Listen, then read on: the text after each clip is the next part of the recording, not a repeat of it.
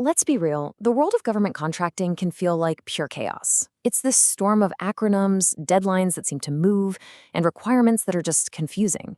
It's like trying to build something solid on a foundation of fog and rumors.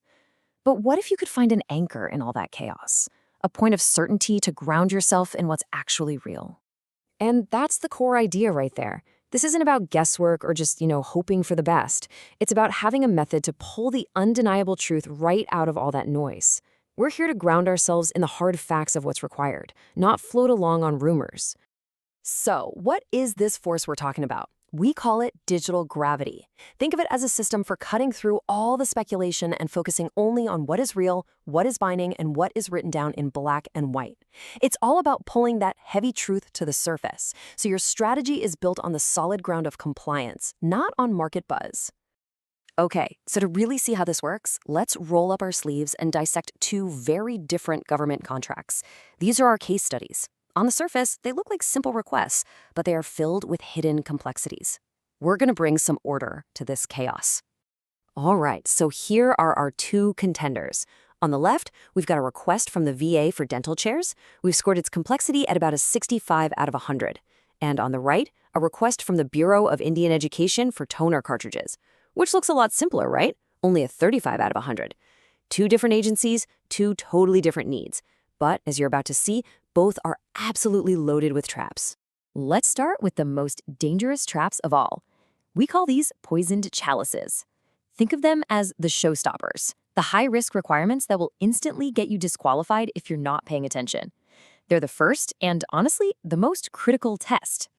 For the toner cartridge contract, the biggest trap has nothing to do with toner. It's all about identity. You see, this contract is a 100% ISBEE set-aside, and that is a non-negotiable barrier to entry. So it all boils down to this one very serious question. Can you prove that you're an Indian Small Business Economic Enterprise, or ISBE? Because if you can't, you honestly have no business even looking at this contract. And the risk here isn't just getting disqualified. We're talking about federal law. Making a false claim is punishable. The risk is sky high. So the only action, the only one, is to fully execute and verify the official IAE representation form. There is no middle ground here. It's pass-fail with some very real legal consequences. Okay, now let's hop over to the VA contract for dental chairs.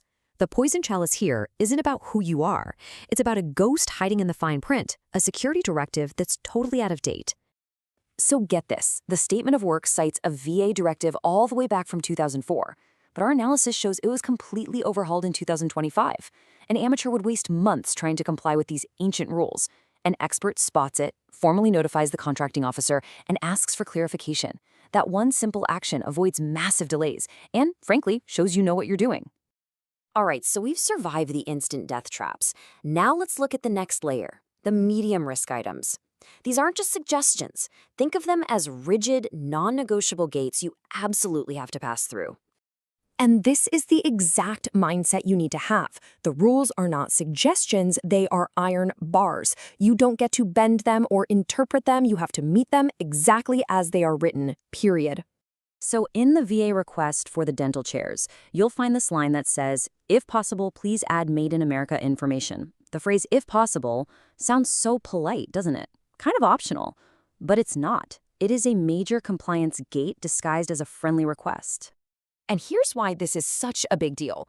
Key parts in high-end dental equipment, like the Cavo motors they specify, are often made overseas. So this soft little request can actually trigger some serious Buy American Act complications. The only correct action is to do a full supply chain audit and clearly state the country of origin for every single component. Sticking with the VA contract, you gotta see this one. Here's another one of those iron bars.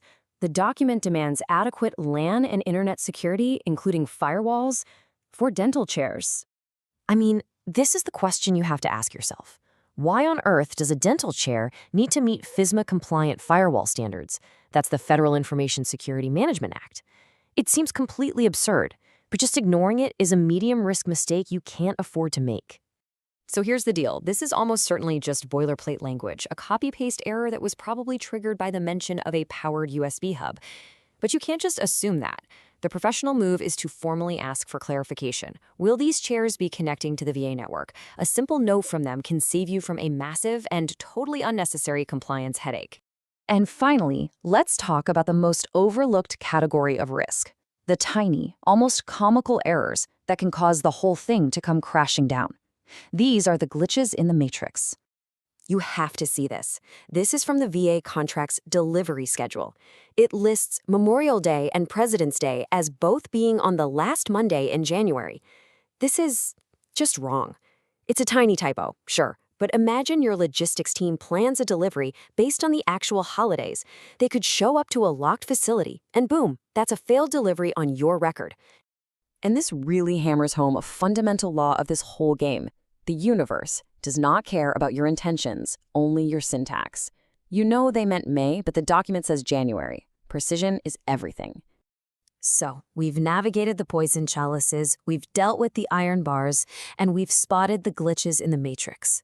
What's the big takeaway? Let's seal this lesson with one final thought. There's an old African proverb that goes, "A single bracelet does not jingle."